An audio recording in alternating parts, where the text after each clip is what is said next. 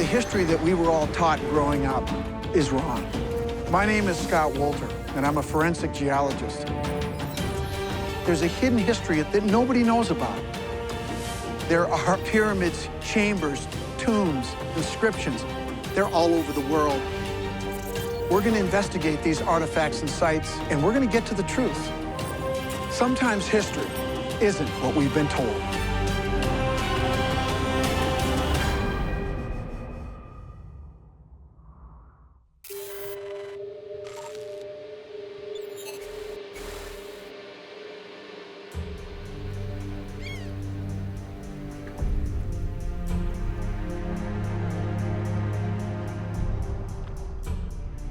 Rhode Island is the smallest U.S. state, but home to one of America's biggest mysteries,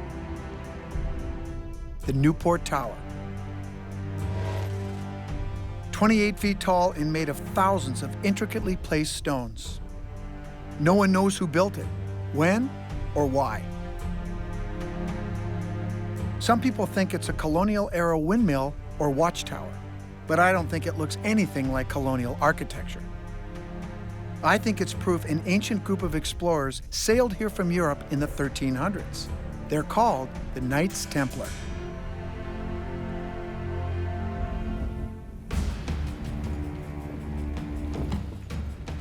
The Order of the Knights Templar was created by the Catholic Church in the 12th century to protect Jerusalem during the Crusades. But during that time, they became increasingly powerful, too powerful according to the King of France. He banned the order and had many of the knights executed. But others are said to have fled with something that I think is very important to Christian beliefs: the Holy Grail.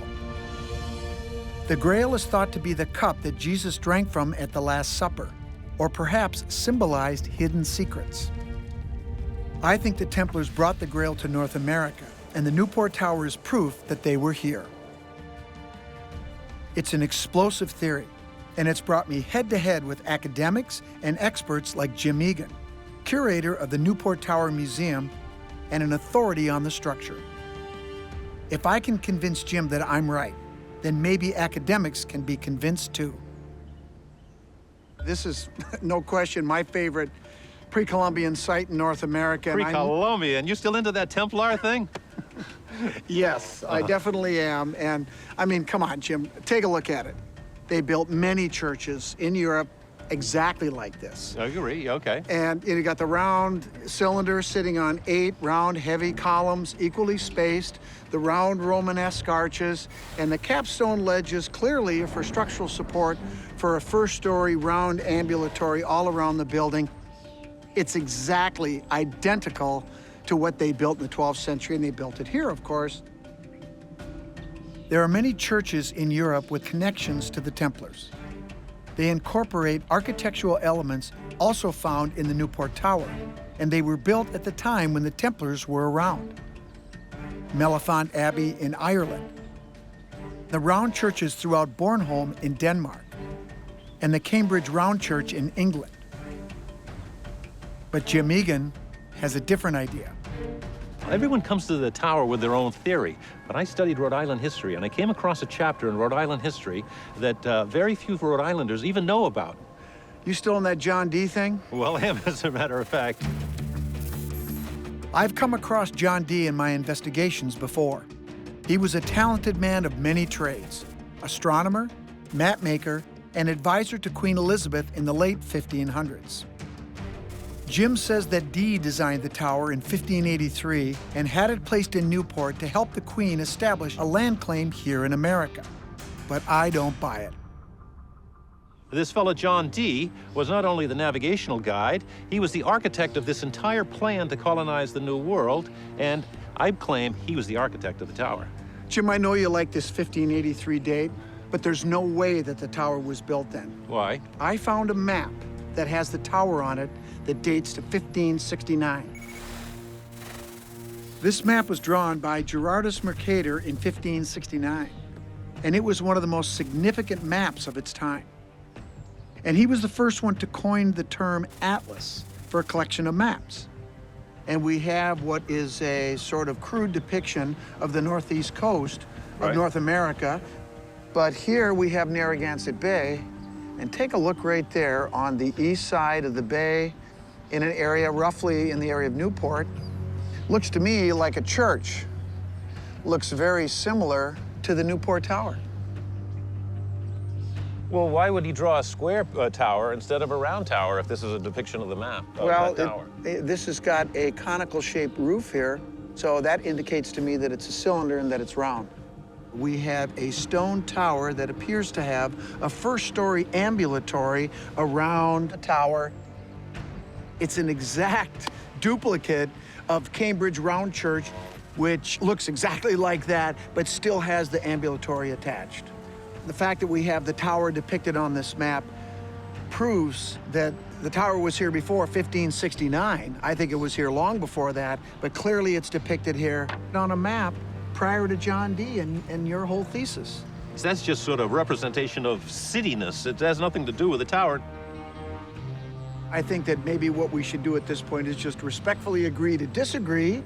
I'll agree with that. Even if the map evidence didn't convince him, the advantage I have over Jim is that I'm a geologist. I know rocks. Of course, being a geologist, as you know, the things that I'm going to gravitate to are rocks. The rocks, yeah. And, you know, I've been doing a lot of research into different aspects of this, as you have, and I'm very interested in the two keystones, the only prominent keystones in the tower, the egg shape here, egg-shaped rock, and the notch keystone on the outside. Keystones often have a special shape. They're used in buildings to connect the center of an archway. They also have an architectural purpose and sometimes serve as a signature of the builder. I will agree that these rocks are significant. This egg-shaped rock here is very significant because, as you know, on the winter solstice, the sun comes up, and at about a half an hour after it shines through the west window, it illuminates that rock with a box of light on it. Very dramatic. It is a very important thing in the sense that this building is a calendar, not only to keep track of all of the days of the year, but most importantly, days like Easter. And you know what the symbol for Easter is? That goes all the way back to Mesopotamian times? The egg. I don't really think that John Dee was related at all to the Templar. They have the same tradition of sacred knowledge. And you don't think there's a connection at all? Well, the Templars pretty much got obliterated, most of them, in the 1300s, and John Dee was 1500. We were talking 250 years later. You mentioned that the Templars were put down and destroyed, right? Right. Okay, you understand the concept that you can kill people, right? Right. But do you think you can kill an ideology or a belief system? Sure you can. They come and go all of the time. Well, I maintain that that ideology continued on in secret. And the information is out there, and more of this information about these secret societies that evolved from the Knights Templar. I think the Freemasons are the modern-day keepers of Templar secrets. Many of our nation's founders, such as Benjamin Franklin, John Hancock, and George Washington, were Freemasons. The society still exists today, with many prominent men continuing these sacred traditions. And we see a lot of symbols in our society that I think are shared by both the Templars and the Freemasons. To me, this is all evidence that their ideology lived on beyond the people that started it. I'm convinced this is a Templar structure. It's got the architecture that's spot on. It's got the Archaeoastronomy features that we know the Templars embraced and would incorporate it into their ancient structures. We've got the solar alignments and, of course, the illumination. We've got symbolism. You've got the egg shape, the Master Mason's keystone. We read different ways, but that's okay. But there's something else about the Templars that's very important. They had a reverence for the planet Venus. Venus to them and to many other ancient cultures was a physical manifestation of the goddess in the heavens. Very, very important. So if this was a Templar structure, there should be Venus alignments in this tower, and that's what I want to try to test. I'd like you to help me take some measurements tomorrow. Are you up for it? Let's give it a test. I'll bring the ladder. Hey, thanks a lot, Joe. We'll see you in the morning. See you in the morning. Take it easy.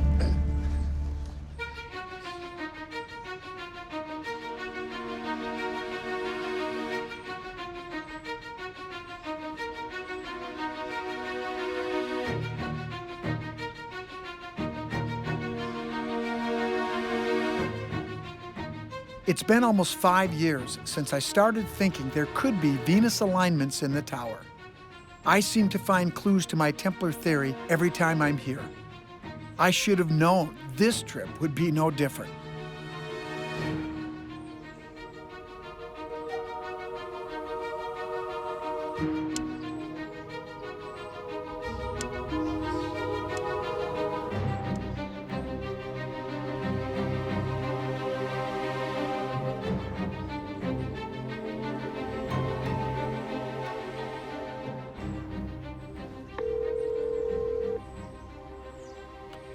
Hey, Paul, this is Scott Wolter. Hey, Scott. Hey, listen, do you remember that piece of Cumberlandite we looked at your house that night it was there? Yes. Where did you find that again? Well, I found that on an island north of Newport called Prudence Island. Prudence Island. Well, I tell you what, I think I just found a piece. I know I found a piece here in the Newport Tower. Really? What do you think that means? Well, I have some ideas. Could we maybe go there and take a look and see if we could find another piece? Yeah, sure. Sure. When do you want to go? As soon as possible.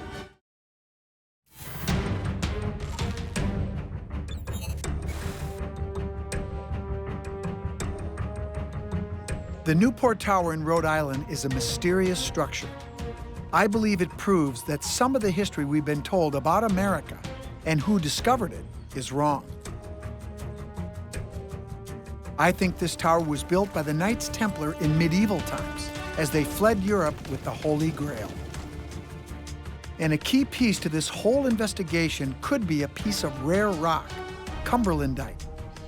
I think that finding a single block of it placed in the Newport Tower is incredibly significant and could be hidden evidence of Templar beliefs and a trademark of their presence. I'm meeting my buddy Paul, who knows where to find Cumberlandite and can help me show how this clue connects with the Templars.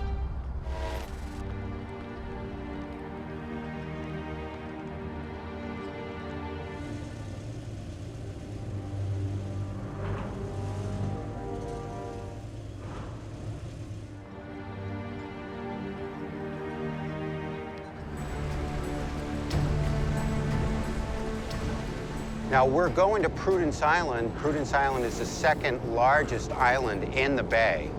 These islands are so strategic and have this rich history, and it certainly makes sense to me that the Templars would have been exploring all around the bay, and they certainly could have found that piece of Cumberlandite that's in the tower. So Scott, why are you so interested in the Cumberlandite?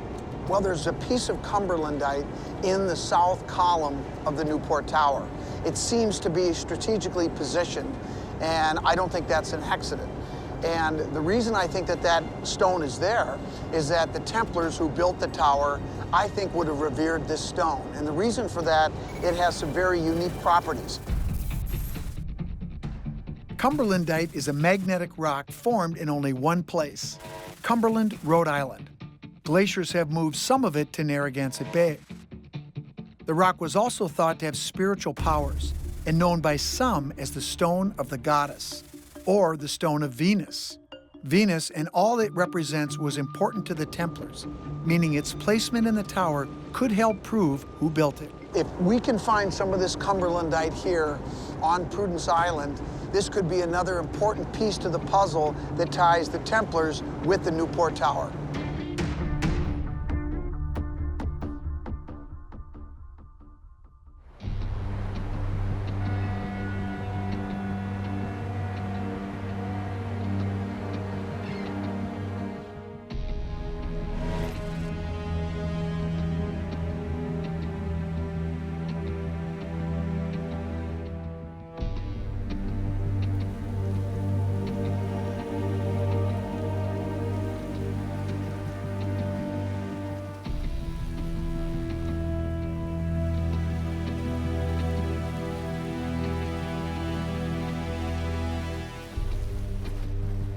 Now you see these rocks. This is where you'll find it. So what we're looking for is a black rock with white. See, these are barnacles, Yeah. but it looks similar. It's very subtle.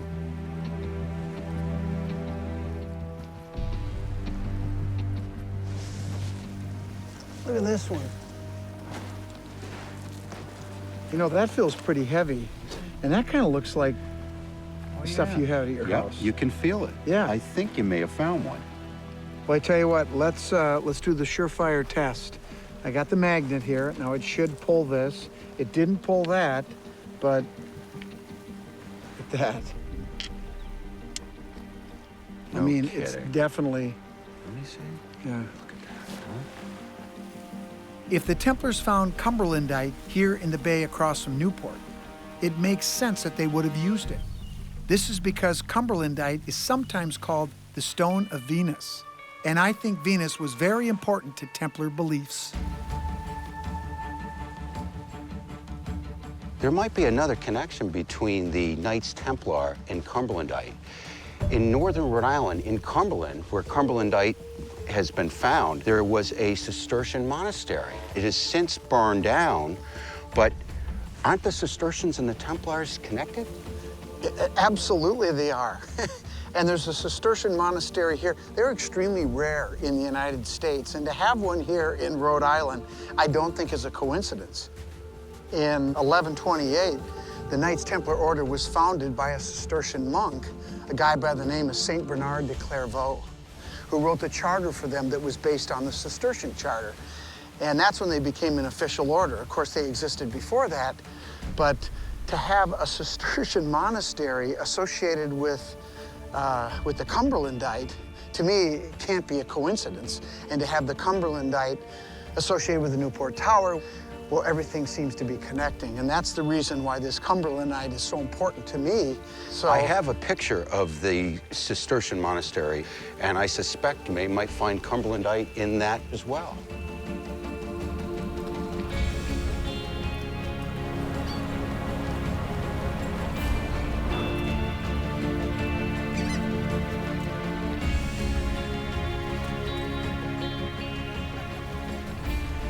Here are those photos of the Cistercian monastery in Cumberland. Look at that. well, this is perfect. It looks just like Cistercian abbeys that I've seen before. This is a classic layout, no question about it. And this is where the cumberlandite source was, right? That's right. What's interesting is that the Cistercians and the Templars had a fascination with the Virgin Mary. You can see the name of the monastery is named Our Lady of the Valley. I mean, every one of these monasteries was named in honor of Our Lady. The physical manifestation of the goddess in the heavens to them was the planet Venus. And they revered the planet Venus, and they kept close track of its movements. I believe there's no question that Venus was central to what the Templars believed. Cumberlandite was the stone of Venus, and Templar beliefs centered on it. And I think there are Venus alignments in the Newport Tower that I believe show that Templars built it. And now I've got an experiment that could prove it.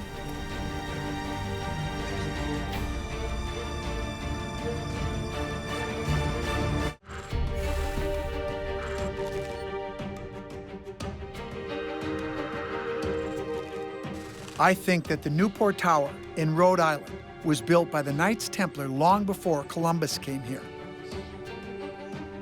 Now, I'm going to try and prove it. I already know that the style of architecture matches other Templar structures. And in the tower, I've discovered the use of cumberlandite, a rare rock that symbolizes the planet Venus. Cumberlandite could be another clue that the Templars were here because of the rock's connection to Venus. Venus is a symbol for the female. It was likely an important symbol for the Templars because it represented something their leadership believed in very strongly, that men and women were equal. These ideas put them at odds with the church and were part of the reason for their exile and execution in 1307.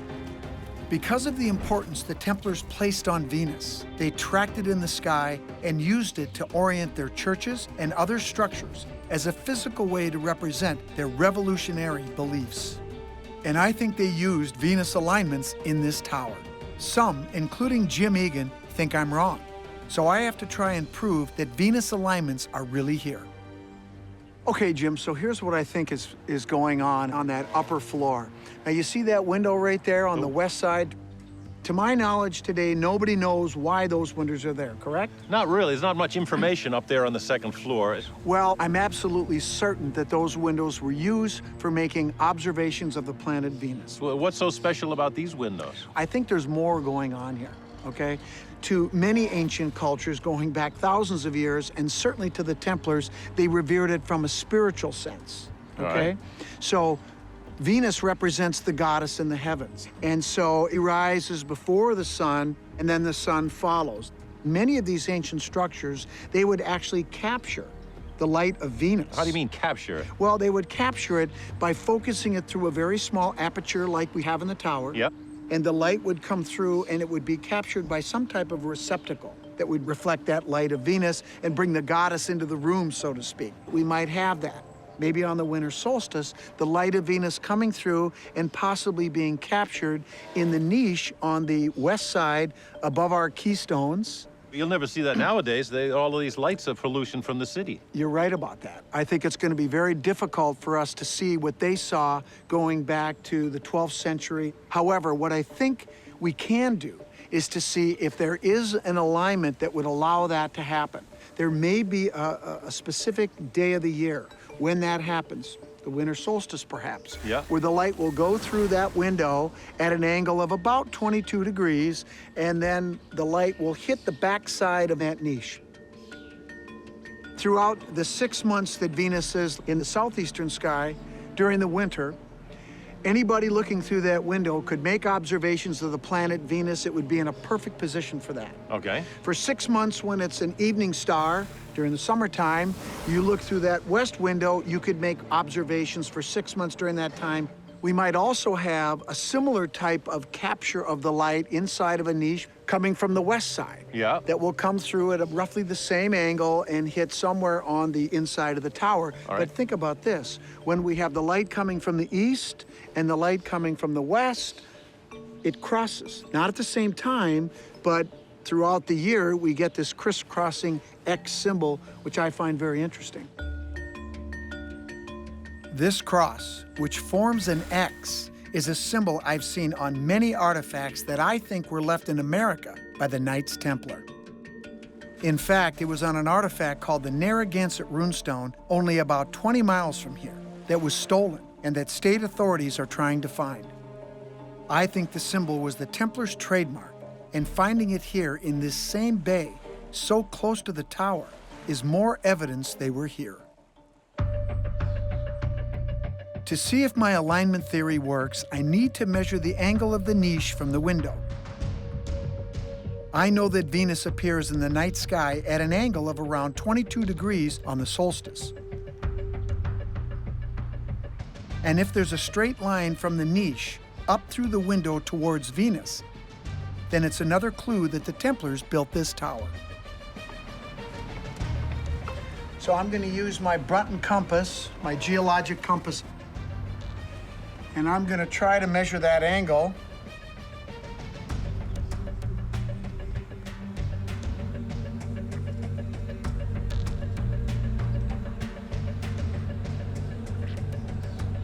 What angle do you get? That angle's around 25 degrees.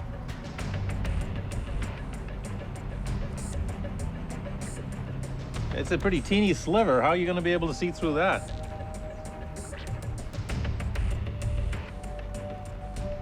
The engineering of this tower Yep. was very precise, was it not? Yeah, all these things are special.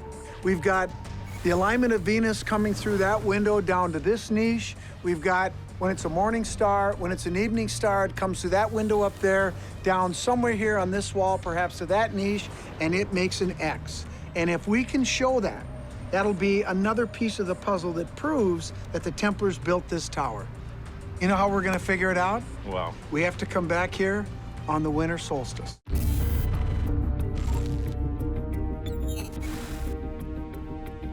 I'm back in Rhode Island, heading to the Newport Tower. It's been 2 months since I was here preparing for what I think is going to be a spectacular alignment with the planet Venus. Clearly seeing Venus in the night sky is important to proving this is a Knights Templar built tower. But During the winter solstice, the stars may only align for a short window of time, the days either side of the solstice. Modern ambient light pollution means that the light of Venus won't ever be as bright as it once was. I'm going to use fog and lasers to show how I think the shafts of light would have penetrated the window and hit the niches on the tower walls.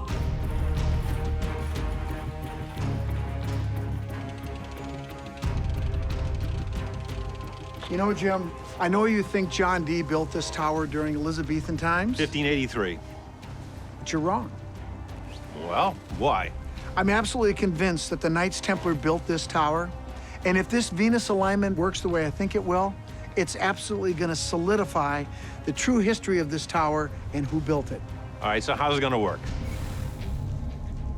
We're going to take our laser and put it up inside that niche Yep. and shine it up into that window to replicate the light of Venus. I brought a fog machine, and we're going to fog up the inside of the tower. Right. So when we get the lasers crossing, we'll be able to see them, and they will make an X. That X symbol represents the essence of the ideological belief system of the people that I believe built this tower, the Knights Templar. In my mind, Jim, finding this X symbol in the Venus alignment could only be the work of the Knights Templar.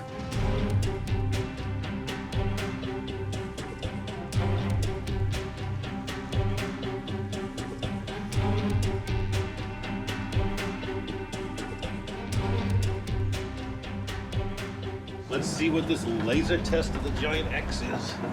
You ready? Yeah, pressing. All right, let's do this. All right, green one's on. Position's good. Hey, look at that. The blue one's on. Whoa, look at that. And there's the X. The Venus alignments cross and make a perfect X. Nobody but the Templars would design this into a structure like this. I know, they were the only one with laser light shows back in the 1200s. But that's what you think is gonna happen, that the light's gonna shine through this into here. Venus is gonna be up in a couple of hours. Let's see what actually happens. All right, we're gonna see the light come through. You're gonna love it. Let's see.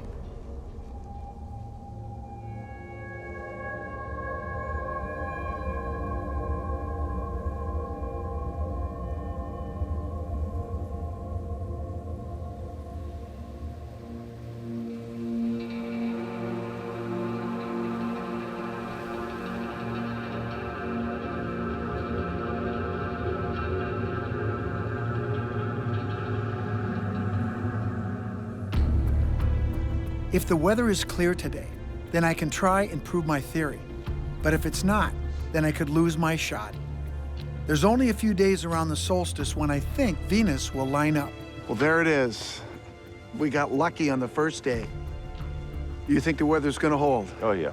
I tell you what, if the light comes through the window and hits that niche, and even if it's close, Yep. it basically proves my theory. But I still think that it's gonna rise really low and go and be low in the sky, like where the sun is about 26 degrees above the southern horizon. And I don't think it's gonna go anywhere near your window. It'll be close, but does it hit it? That's what we gotta find out.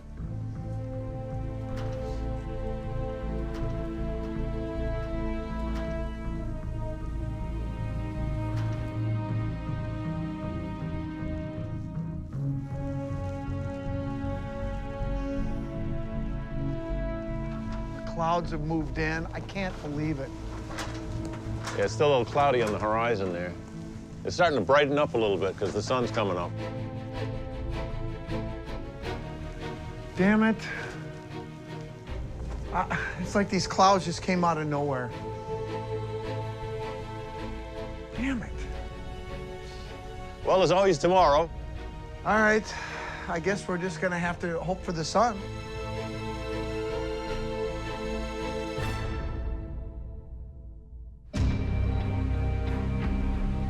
The stars only align for a short window of time, right around the solstice.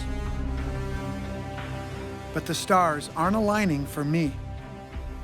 Seeing Venus clearly in the night sky is important to showing other people that the Knights Templar built the tower.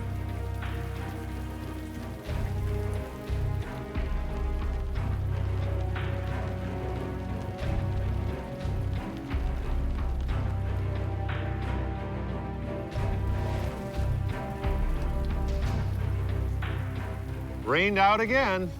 Yeah, yep. It's almost 9 o'clock, and it's not gonna happen today. We've only got 2 more days. Well, I hear it might clear up tomorrow. If I have any chance of convincing Jim and other people that the Templars built this, I need the weather to cooperate.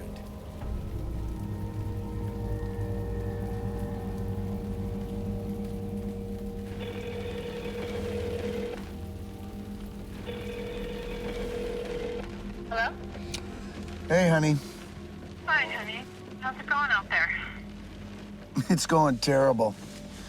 This is the 4th damn day in a row of just the worst weather I've ever seen out here.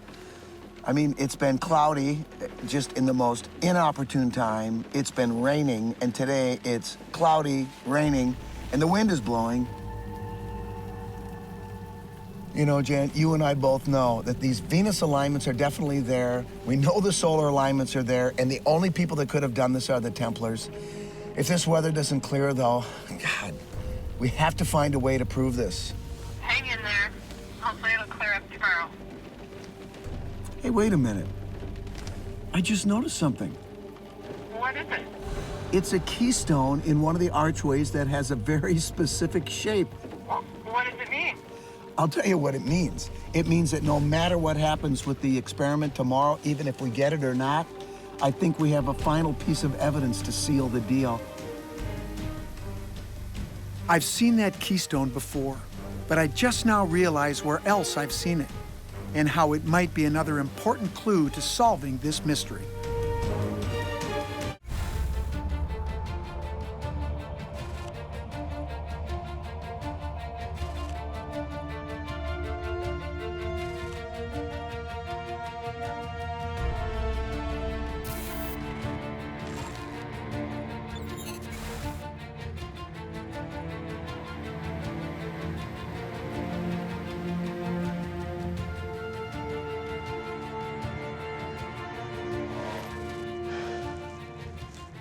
Finally, after 4 days of frustration, looks like we're gonna get a clear day.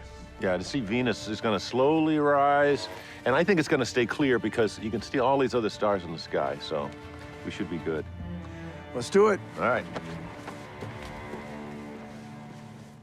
Jim doesn't believe the Venus alignment is going to come anywhere close. Like a lot of people, he doubts my theory that the Knights Templar came here and built this tower. But I'm about to try and prove they're wrong. It's rising a little bit as we speak here in the eastern horizon. I think Venus is still a little bit low in altitude. I don't think there's any way this is going to happen. I think it's going to be much more further to the south. So I can see Venus. If it doesn't hit the niche, it's going to be damn close. You know what? I think it is a little bit to the south. I think Venus is off to the right, to the south a little bit. So it's actually hitting over here behind me. It's not going to hit my niche. Damn it. Yeah, it might not have hit your angle that you were talking about, but, you know, it definitely is going to come through that window someplace. What could explain that is the possibility that the precision of these alignments is not the same as it was in the distant past when this was originally built. And even though we didn't hit it today into the niche, maybe in the past it did. The axis of the Earth in relation to Venus has changed in the past 500 years, and earthquakes may explain why things no longer line up. The Venus alignment may not have worked exactly like I wanted, but it's not the only illumination here that tells me the Templars built this.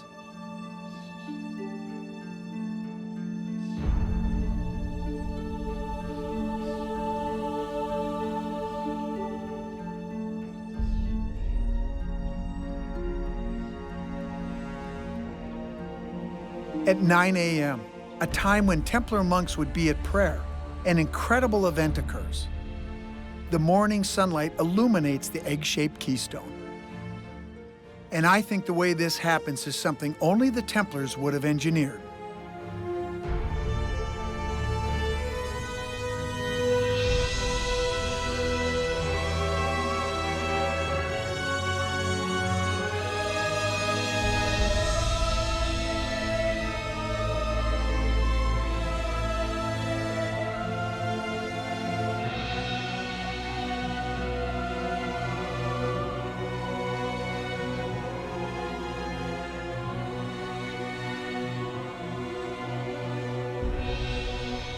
When the sun comes in to this womb, this allegorical womb with the egg in the west archway, then the sunlight sends a shaft of light into the womb and allegorically fertilizes that egg on the shortest day of the year. This is very significant. And to the people that I believe built this tower, the Knights Templar, they embrace this sacred feminine architecture, and it's a wonderful allegory marking this important day of the year.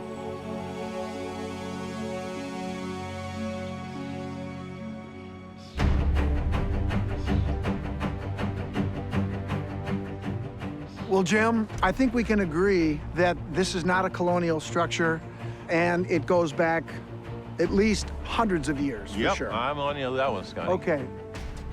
The more research that's done, the more we're going to learn about this tower, because I think you'll also agree with me that there's probably things going on in this tower with these heavenly bodies that we don't know about yet. Astronomers, archaeologists, they would have a field day with this. It's incredible. I don't know why there aren't more of them that study it. I mean, let's face it, the academic community has dropped the ball, not just with this Newport Tower, but with many of these ancient sites and artifacts that indicate that people have been coming to what is now America for thousands of years. And Jim, I really believe that the society that the Templars envisioned was eventually laid out by modern Freemasons over a period of centuries. And those symbols, the signs, are all around us, hidden in plain sight. While waiting for the weather to clear, I noticed a special stone in the tower that was in the shape called the Mark Master Mason's keystone. It unites the arch and the tower, but it's also a symbol of unity used by the Templars and the modern-day Freemasons, the group who I think carry on Templar beliefs today. This connection makes me certain that these symbols, like the keystone, are hidden all over America, sometimes right in front of our eyes. And I think the Freemasons put this symbol somewhere very important to all Americans.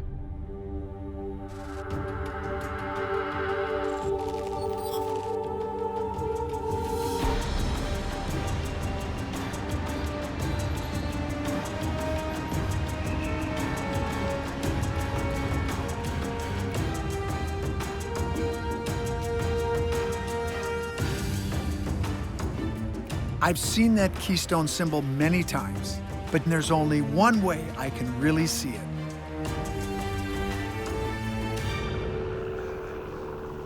Hey, Jim. Hey, Scott, how are you? Hey.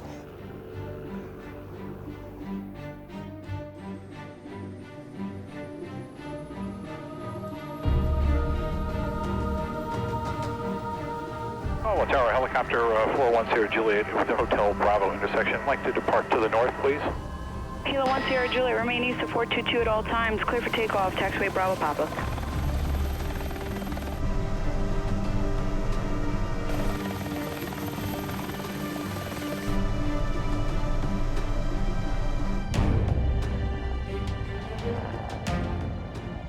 Okay, Jim, here's what we're looking for. Okay. This is a picture of a keystone. It's called a Mark Master Mason's keystone, and you can see that it's got these notches here up at the top.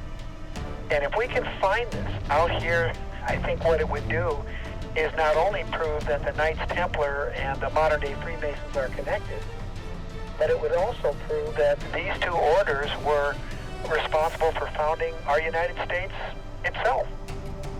Juliet traffic from your 12 to 10 o'clock, close at 1,400. Just use caution there. Roger that, 1 Sierra Juliet. Okay, Jim, can you get us a little bit closer? Yes, sir. Okay. Ranger up the clock tower, 500 feet, can be making a counterclockwise turn around the lady.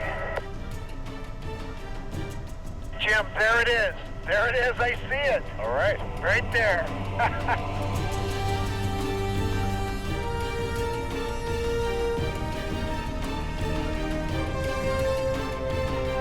The notched keystone, she's holding it in her left hand.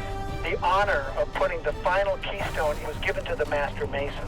So he would carve the notches at the top, and that was his honor to tie that structure together structurally and allegorically. The gold flame represents illumination or enlightenment. which is one of the tenets of the people that I think built this, the Freemasons. The Templars used the symbol before them, and it's one of the many things connecting these two highly secretive organizations together through history. This symbol was put here on the Statue of Liberty for all the world to see.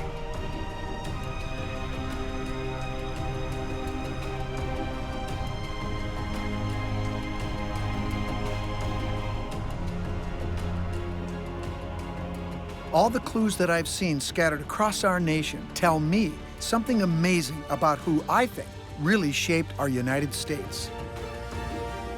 I believe the Templars came to the New World, and the Newport Tower is undeniable proof they were here.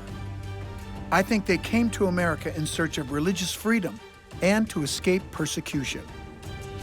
In that way, I think the Templars set the stage for countless others to emigrate for the same reason, be them Puritan or Quaker, Jewish or Muslim.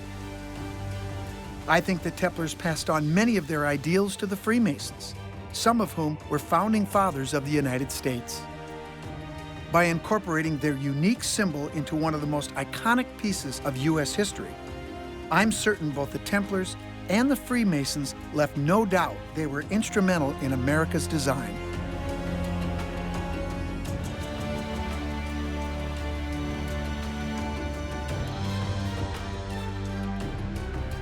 To me, the Templars, whose practices and belief live on in modern Freemasonry, determine the very destiny of our nation.